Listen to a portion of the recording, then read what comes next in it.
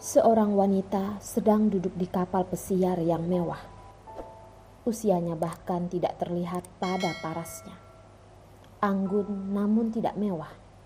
Elegan namun tidak terlihat umum. Nyonya, ini adalah videomu hari itu. Seorang pembantu meletakkan laptop di depannya. Di dalam video terlihat acara pernikahan Dion.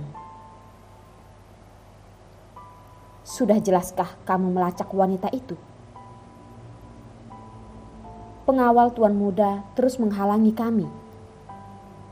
Pembantu itu menjawab. Panggil Dion kemari. Wanita itu berkata pada pembantunya.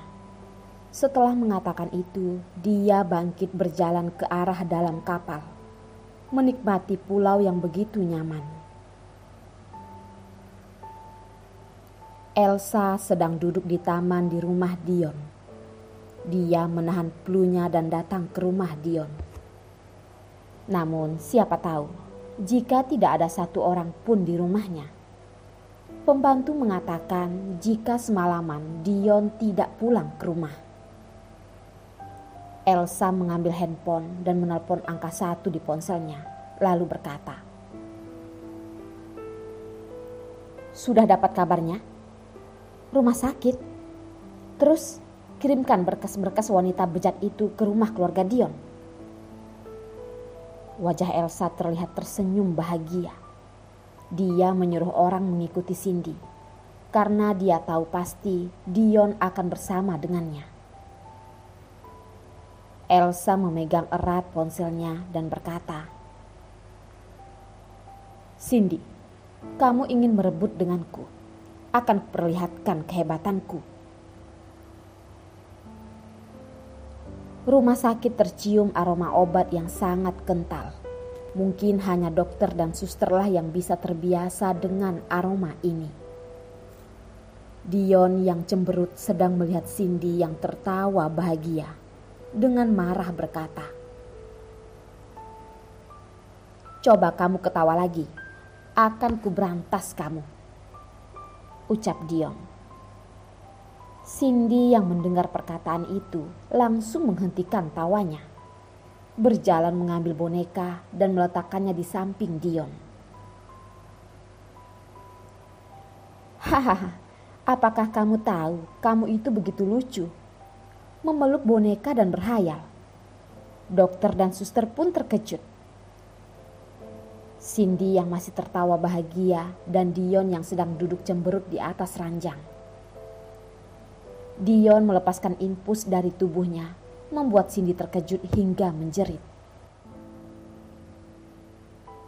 "Apa yang sedang kamu lakukan?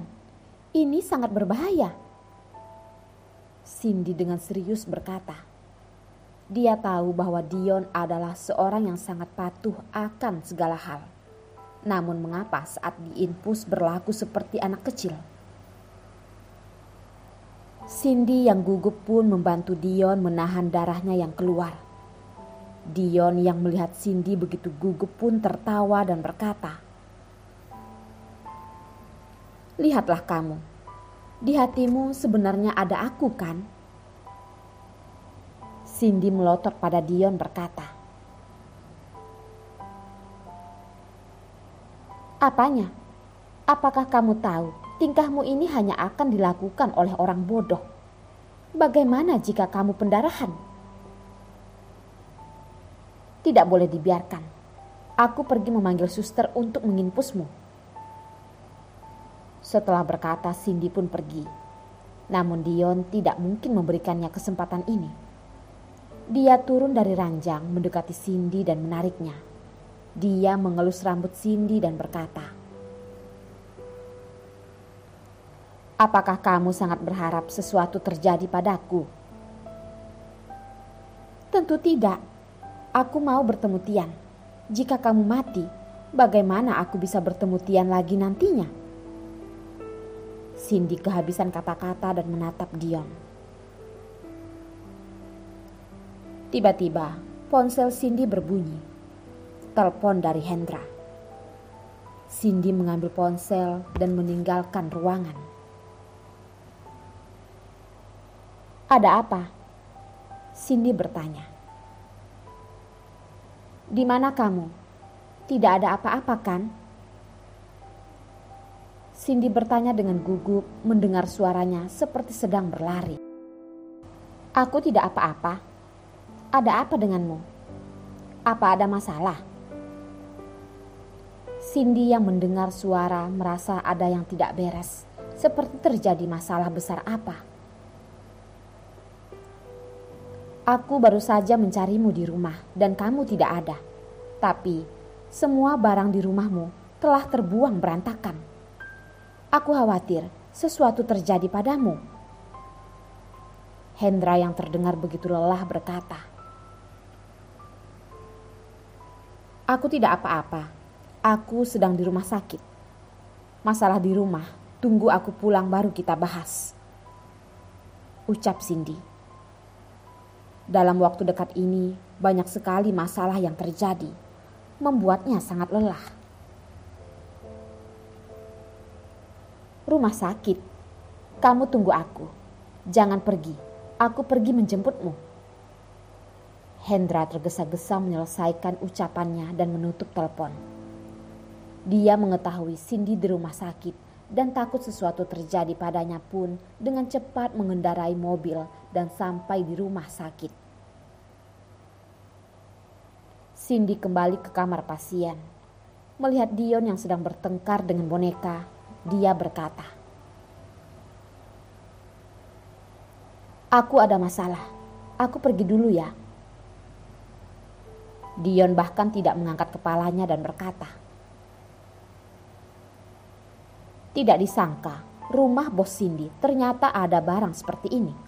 Sungguh aneh." Cindy yang berada di depan pintu sedang mendengar Dion menertawainya. Dia berjalan masuk mengambil tasnya dan hendak pergi. Dion dengan langkah besar berdiri di hadapannya dan berkata, "Tian ingin keluar bermain. Apakah kamu ada waktu?" Cindy membalikkan kepala melihat Dion, seperti kehilangan kata dan berkata, "Bukankah kita baru saja pergi bermain beberapa hari yang lalu? Mengapa kamu sangat banyak masalah?"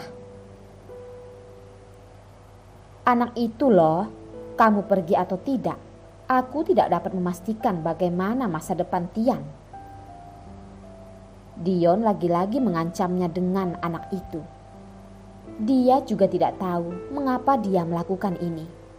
Hatinya terasa puas saat dia melakukan ini. "Tunggu aku ada waktu baru kita bahas lagi. Dia masih kecil, tidak mengerti apa-apa. Tidak usah buru-buru." Cindy sambil berkata dan pergi meninggalkannya. Cindy duduk di lobi rumah sakit menunggu Hendra. Memikirkan rumahnya dalam masalah, dia baru saja keluar pagi ini. Berarti dalam kurun waktu setengah hari, kemungkinan ada orang yang pergi ke rumahnya untuk merusak. Orang pertama yang Cindy curigai adalah Elsa. Selain keluarga Elsa, dia tidak pernah memiliki dendam dengan orang lain. Saat berpikir, di depannya muncul sepasang sepatu. Cindy mengangkat kepala dan melihat Hendra yang berkeringat hebat. Melihat Hendra yang masih begitu sesak, pasti dia lari ke sini. Hendra mengelus kepala Cindy dan memutar badannya untuk melihat jika dia tidak apa-apa dan dengan gugup bertanya, "Sebenarnya kamu terluka di bagian mana?" Cindy melepaskan pegangan Hendra dari tubuhnya dan berkata, "Aduh, ada yang sakit. Aku hanya membawanya pergi kemari." Cindy tersenyum berkata pada Hendra, menyuruhnya untuk tenang. Dari kejauhan ada seorang pria yang sedang memotret mereka. Baguslah. Hendra yang merasa lega duduk di bangku, menutup mata seperti barusan masuk ke neraka dan sekarang melihat surga. Bisa dikatakan jika sesuatu terjadi pada Cindy, dia pasti akan gila. Oh ya, bagaimana dengan keadaan rumah? Cindy tiba-tiba ingat masalah ini.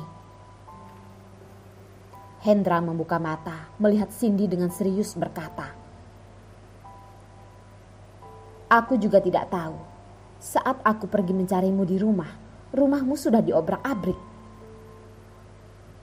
Cindy mengerutkan dahinya. Walaupun tidak tahu siapa yang melakukannya, tapi dia sangat yakin jika orang yang melakukan ini pasti Elsa. Hendra tiba-tiba berdiri. Cindy menariknya kembali duduk dan berkata padanya, "Apa yang ingin kamu lakukan? Bukankah kamu sangat lelah?"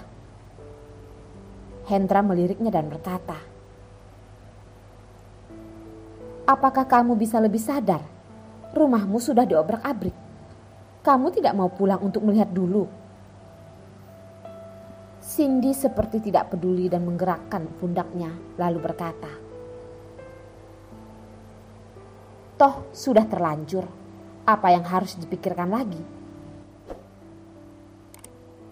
Foto ibumu terjatuh di lantai." Hendra berkata dengan nada rendah. Dia tahu ibunya sangat penting bagi Cindy. Sebenarnya dia tidak ingin memberitahunya. Namun melihat Cindy yang begitu tidak peduli, terpaksa dia mengatakannya. Cindy berbalik dengan mata besar melihatnya. Hendra yang melihat dia begitu mengerikan, menganggukkan kepala. Cindy menarik tangan Hendra dan pergi ke